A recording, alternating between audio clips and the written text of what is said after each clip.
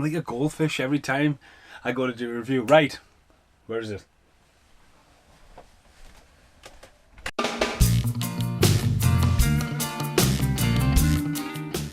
Right, in 1996, it was the second time I went to New Zealand. I went for a long time that time.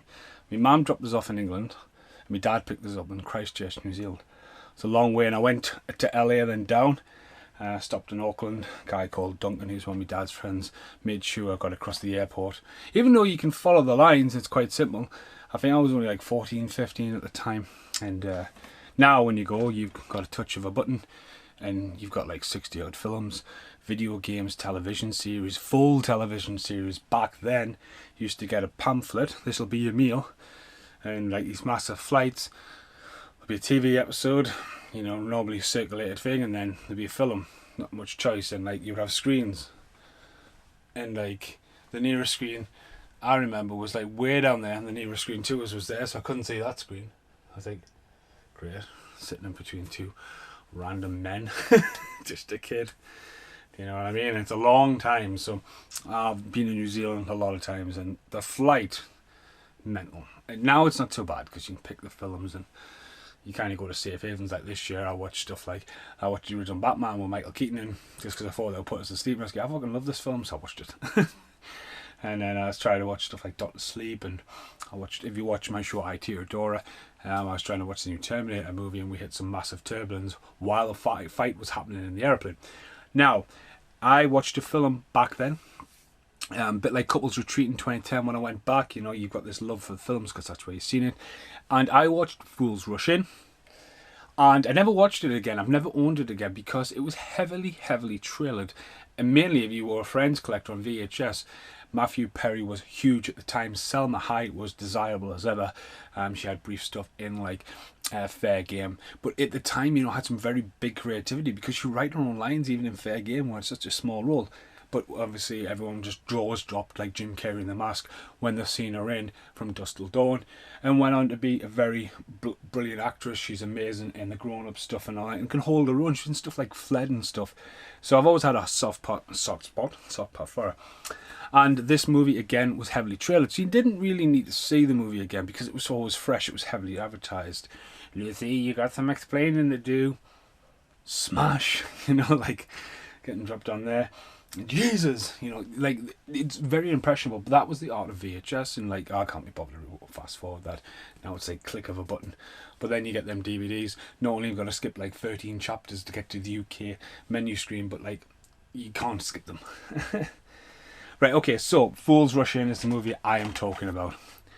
And I owned it, and me and Britt watched it last night. Matthew Perry coming off there, looks like, you know, bounced between New York and that, so he's definitely filmed it in between. I would say maybe it's about series 3 or 4 or 5. Hopefully not around 4 because he would have been going to London. But again, Matthew Perry was shit hot. He'd been in stuff like, there's only one Jimmy...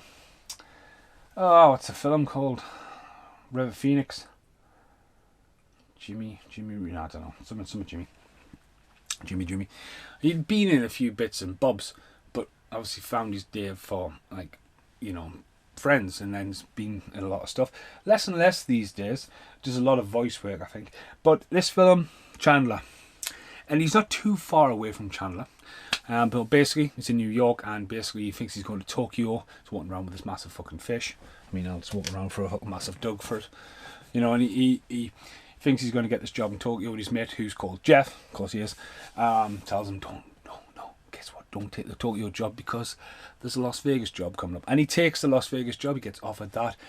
He's hot, jumping out of his car. So he moves to Las Vegas. He's a nightclub builder, you know, the floorman from like the foundation all the way up. And basically he meets this girl after waiting in line at a toilet, and basically jump cuts. Doesn't like beat around. There's no, that's it. Wakes up in bed the next day. 3 months later, everything seems to be going well, and she comes back into her life, and yes, she is pregnant. Now, at this point, his job starts to get a little bit behind because he falls deeply in love. But again, the film's called Fools Rush In for a reason. He doesn't know what's going on. His life has just completely got all confused. Best case scenario, it's Vegas. They get married. Families come in. She's got 5 brothers, an ex-boyfriend, an angry father. He really keeps his parents out of it. Again, not fucking falling away from the traits of Chandler Bing. Bing! Where's my coffee? So anyway, you know, they fall in love, and it's got a nice romance. A nice across the border thing. Shows Mexico. You see, because in Mexico you think sandy, dry, and all that kinds of stuff. Shows some beautiful Mexican land and like some great culture of the Mexicans as well. And across the border, and that shows LA really good. There's some really, really funny bits in this again, when his car gets crushed by mistake. Sorry, I'm talking with such a dry mouth and trying to get this review done very quickly. I had a cough in there. Again, the age did me back to 1986 when I didn't have to wear a mask all day. And I've been wearing this all day. Wow, I've got a proper cough coming. Wow, great. Better have a drink tonight, be paranoid of it. But yeah, anyway, we watched this film and I loved it. It's got a little heart, it's got like nice tune. The Hoover Dam, the way the Hoover Dam is used within Nevada and stuff like that. Obviously the pregnancy and stuff on the Hoover Dam and stuff like that. It's just really good. There's some spectacular views in this. And there's some really good quotes. Like Matthew Perry really stuck with us. And not normally this happens. I'm not really quotable enough when it comes to movies, but Matthew Perry's like, there's a bit in New York and he's talking about Central Park where you can sit and you can, if you sit there long enough, you can see everybody walk by. And in Salma Hayek, it talks about, well, there's a place in Mexico where the valley, because the Grand Canyon's used quite a lot, and some of the scale of stuff like the Wild West, just some of the landscape they're using this. And there's a valley in Mexico where you can sit there and you'll die and no one will find you. So it's like, wow.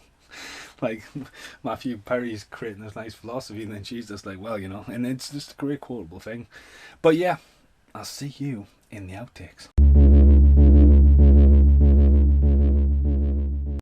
Here's an outtake for Fools Rush In.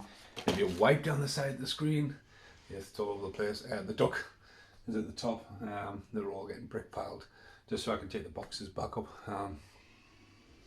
But yeah, just an outtake for Fools Rush In because it's going there. So it's going to be absolutely buried and never seen again for about another 20 years. Right, next outtake. Sure, that's nice. It's one of those ones where 12 and it's got the perfect one F-bomb. Of course it's Jeff. If no one knows what Jeff is at, I don't think, Wild Wild West was 1999. I remember that. She was in Wild Wild West as well. She's done a lot, so hard. But yeah, I think Matthew Perry's great. But yeah, that's it really. Because I have random. These are going to be some of these last. If you're watching these, stuff's already starting to disappear here. I need to put my coffee down yesterday. That's why I can't find my cup of coffee, because like my coffee spot's gone. I'm moving, so I'm traying stuff up. This would generally, like, especially the DVDs are going tonight. I've just borrowed a load of trays from work. Casper's like, I need them. I said, nah, you don't. Not anytime soon. Thanks for watching. Goodbye for now.